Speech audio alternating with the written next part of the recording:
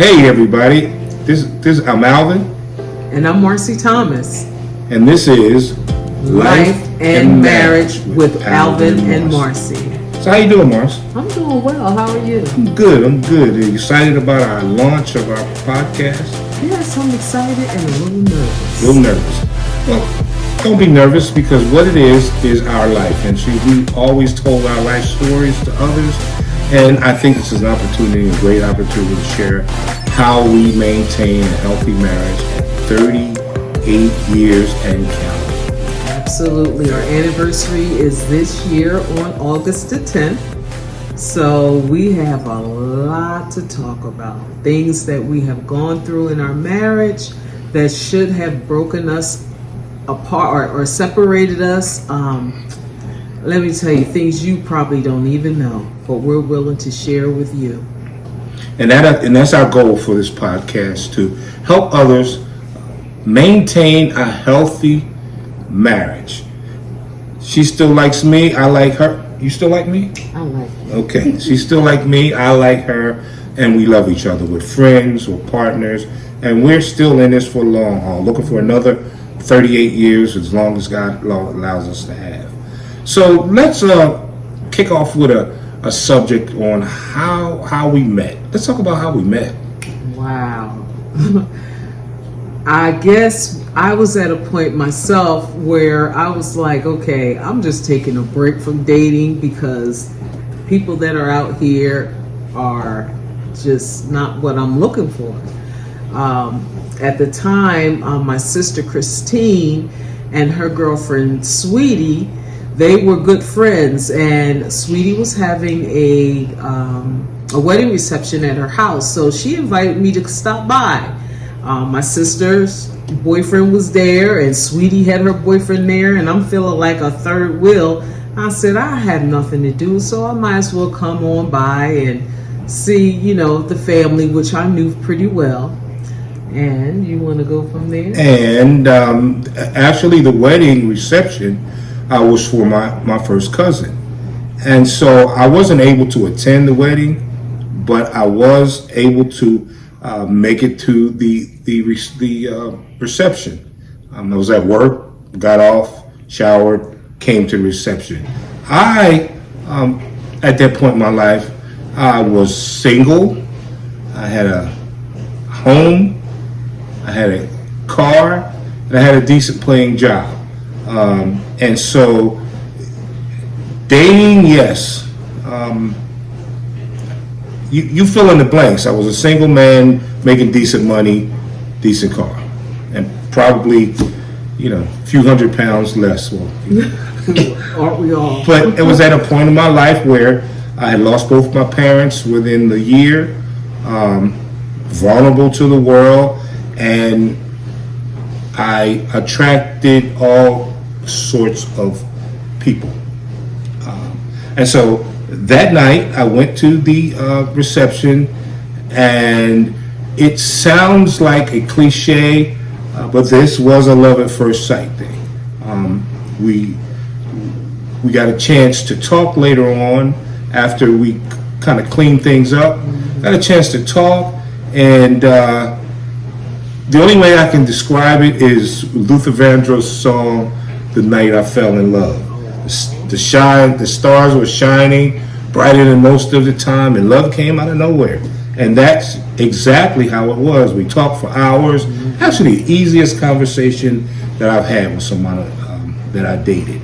But things have changed in the dating world so much. My God, we have 3 adult daughters, and the stories that they tell us, whew, Jesus.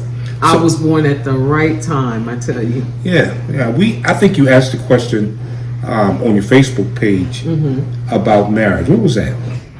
I guess it was about what did you think about online dating and how you used to date back in the 60s, the 70s, or 80s.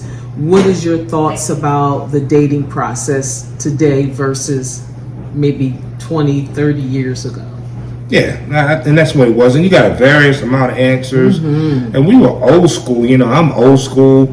You find somebody at church, or you find somebody on the job, and but things have changed drastically, and I'm just glad that I was in that era. But we see as a lot of successful marriages that have been online. Yeah, I actually have a friend. Actually, she's my hair stylist. She met her husband online, and she said they had the conversations. They got even though they were living in two different states or far apart, they were able to still communicate and learn about each other, and they're happily married right now. That sounds scary. Very. But, we'd like to know your comments, your feedback on how things went as far as your dating. Was it traditional dating, and was it online dating?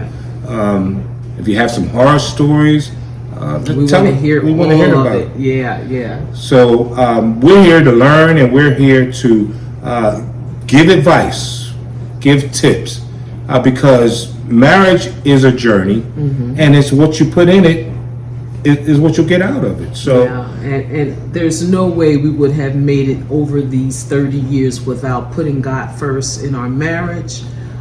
We have learned so much about one another. Praying for one another is so essential in a relationship. Yeah, I agree. It is very important that we keep God first, and that is a part of the whole thing. We didn't just put God first when we met. We keep Him first, and that's, like you said, is essential. So I want to ask you something. You know that you and I were a few years apart. I guess 5 years apart. 5 years. And in that time, I'll disclose my age. At the time, I was 21 when I met her, and so again, that was turned into some little challenges there. It did. I was fresh out of high school. Didn't know that. I was 17. I would be 18 that coming October. We met in July, and in October was my birthday. Yeah, and I didn't know that, and she didn't tell me. She said I didn't ask. He didn't. But thank God, I didn't get locked up or anything because of that. But no, it came with its challenges. But it was funny because I met someone recently who the years are much more broader than ours. So the gentleman is actually 60 years old, and he's having a child by a 31-year-old wife. So think of the challenges that we had. I can't imagine the challenges. I can think of some. Yeah. But I can't imagine all the challenges that may bring up. That's a big age gap right there. You got a 30-year-old and a 60-year-old. That's. What do you think our biggest challenges was? I think even though I was mature for my age, I'm just coming out of high school, so I still had some immaturity in me. So there were some challenges, things that I would say or do, and he would be like, that's not going to work. Yeah. So I had some growing up to do. And we dated for 3 years before we got married, and I think that was good time for us to get to know each other. We actually had time to see some of the flaws between each other and work through them. I met a guy the other day that met his wife 4 months before they got married. Wow. So I just can't imagine, a lot of people, like I said, work like that, but I just can't imagine. I don't know if it's enough time, but you see these TV shows, and I don't know how real they are or not. Married at First Sight. Right. I think that's one of your shows. Yeah. So, well, what do you mean? Guilty pleasure, yeah. But tell me what's interesting to you about. I just find it fascinating that two people come together not knowing one another and actually going through that process of not only being newlyweds but learning each other's idiosyncrasies and what they like, what they don't like. I just find that fascinating. So, do they get married before they date? How is that? No, they meet at the altar. That's their first time seeing one another. Yeah, no. No. So, do you think people take marriage as seriously as we did? I believe some people do. Some people do, and what I see a lot of is people so hyped about the day, the wedding, and making sure that this is that, and that they have everything that they desire and dreamed of. And then when it comes to going through that process of learning about one another,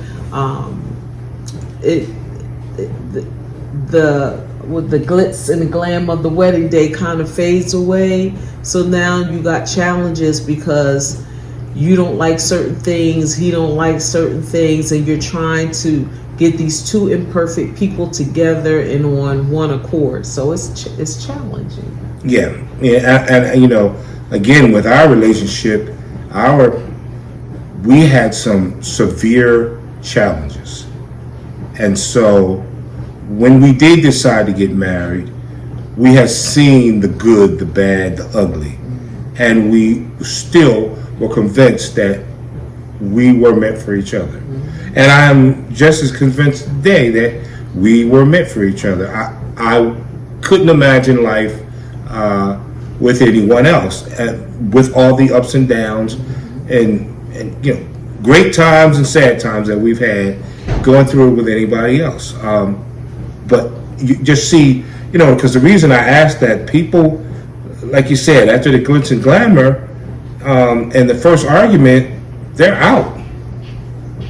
Absolutely. So, you know, I'm just hoping that if anybody in that situation now, having a little jitters about that first 5 years, and you know, that first 5 years is real.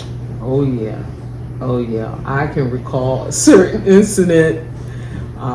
What I will say this, that when we got married, we had a 8-month-old daughter together. So our first, like our pastors say, intense moment of fellowship. Yeah. I was going to go back to my parents' house. So I picked up my 8-month-old, packed me a bag for me and her, and I go to leave out the door. And at that time, we didn't have cell phones, so I was just going to get in a car, have somebody pick me up, and bring me to my parents' house. My father, I called him on the house phone, and he said, "Look, this is your husband." My mother was standing right beside him when he said it, and you have to cut. This is not your home to come to when you feel like it. Your home is with your husband. Let me tell you, and I'm a daddy's girl, my little feelings was hurt. And I was like, you mean to tell me I got to stay here and argue and fuss with him till we iron this out? So I tell you, a marriage, it will cause you to look at yourself, even when you may see some things in your spouse that's irritating to you. But what I realize is that when you're praying, saying, God, you need to get your boy because he is tripping, God is showing you too, okay, you know what, you do something similar to this. So yeah, I mean, I'm just thinking how important that was for your father and your mother to understand that those ties, they still loved you, they still wanted to protect you, but you were married. Yeah. And those ties had to be broken. Yeah. I could imagine that wasn't that easy for them. They may have cried when, knowing your dad, he probably cried when he got off the phone. Sure. But there's something that he had to do. That says about relationships that people are involved with their sons or daughters' relationship a little too much. That's another segment. That's another segment, yeah. A little too much, but but I mean, I respected your father then, and now, he's gone now, but I still respect him for that now, because that helped us mature. That helped you mature. Yeah. I didn't have the guidance I had with marriage, between the relationship with my mother and father, was just the fact that they were still there. And I probably won't go much further than that. They were still lived in the same house, and I saw mom and dad every day. And so that is what helped me. So wow. That would be a great segment, talking about what we've seen growing up versus how our marriage is. Yeah. What you seen, what I seen growing up, and how does that help us with our marriage today? So Yeah. We'll move into that, but for now, I think we're going to end it for now. We hope you enjoyed our first segment. We look forward to coming back with you and sharing more. And again, give us your information. Give us your stories. I think Marcy has some information to pass on to you to help you get and stay in touch. But don't forget to subscribe and like. Absolutely. Listen, I want to give a shout out to my daughter, Jaleesa. She is our tech person. We call on her to fix the TV remotes and all that good stuff. So she is helping us with this thing called social media. I am on social media, but this is totally different than what I'm used to. So I want to give you our email. Feel free to send us an email. Tell us what you thought about the segment. Also, if you have any questions or any input about your experiences, we would love to hear from you. Our email is lifeandmarriage.a.m@gmail.com. That is lifeandmarriage.a.m@gmail.com. And our YouTube channel is at Life and Marriage with WITHANM. So that's at Life and Marriage with ANM. Our Instagram handle, I'm telling you, we are really doing this thing here. Our Instagram is at Life and Marriage AM. So we would love to hear from you. Tell us what you think. Your YouTube channel, click like, and please share it. You may be just getting married, you may be engaged, or you just got married. Listen, we want to hear from you because we're trying to understand marriages today and marriages from 1985 when we got married. So I just want to thank you for watching us. I hope you enjoyed our segment. We got so much more to tell you about these 38 plus. We've been together 41 years. So we have a lot to share. So I hope you'll join us again on the next time. Yeah, and we'll see you next time on Life and Marriage with Alvin and Marcy.